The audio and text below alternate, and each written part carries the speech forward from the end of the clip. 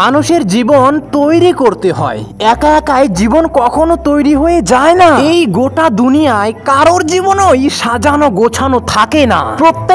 প্রত্যেকের জীবনকে সাজিয়ে নিতে হয় ও গুছিয়েও নিতে হয়। সবার জীবন ওই এলোমেলো ভাবে সাজানো থাকে। নিশ্চয়ই তোমার জীবনও এলোমেলো হয়ে আছে, কিন্তু তোমার এলোমেলো জীবনকে গুছিয়ে নেওয়ার দায়িত্ব কিন্তু তোমার জীবন কিন্তু কেউই এসে গুছিয়ে দিয়ে যাবে না, সাজিয়ে দিয়ে যাবে না। এখন হয়তো তুমি ভাবতে পারো যে আমার মাথার উপর ছাদ আছে, আমায় দেখাশোনা করার জন্য ও আমার খরচ চালানোর জন্য আমার বাবা আছেন। আরে কতদিন থাকবে তোমার বাবা? তুমি কি বড় হবে না? তুমি কি নিজে কোনোদিনও বিয়ে করবে না? তোমার উপর কি কোনোদিনও দায়িত্ব ভার চাপবে না? আর সব থেকে বড় কথা, তুমি কি কোনোদিনও তোমার বাবা মার দায়িত্ব নেবে না? তুমি যদি এটা ভেবে বসে থাকো কারো ভরসায়, অথবা তুমি তোমার বাবার ভরসায় বসে যদি থাকো যে আমার উপর বাবা আছেন, আমার বাবাই আমার জীবনকে কোনো ভালো পথে নিয়ে যাবেন, আমার বাবাই ভবিষ্যতে আমায় কোনো একটি ব্যবসা ধরিয়ে দেবেন, কিংবা কিছু টাকা দিয়ে কোনো দোকানে বসিয়ে দেবেন।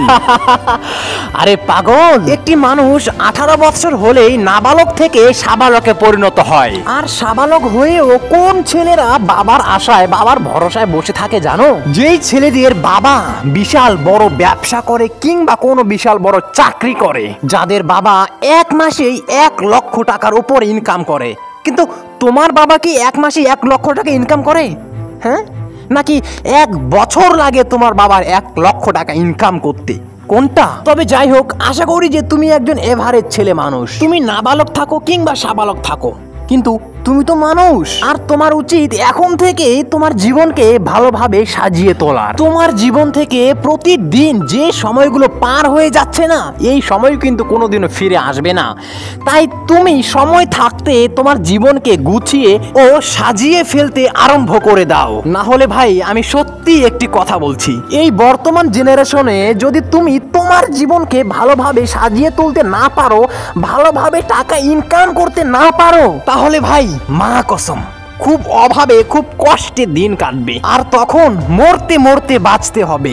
না পারবে এদিকে মরতে, আর না পারবে এদিকে শান্তি মতো বাঁচতে। আর এখন তো প্রতিদিন 3 বেলায় সঠিক টাইমে খাবার পাচ্ছ তুমি। আর তাছাড়াও তোমার হাতে এখন মোবাইল ফোন আছে।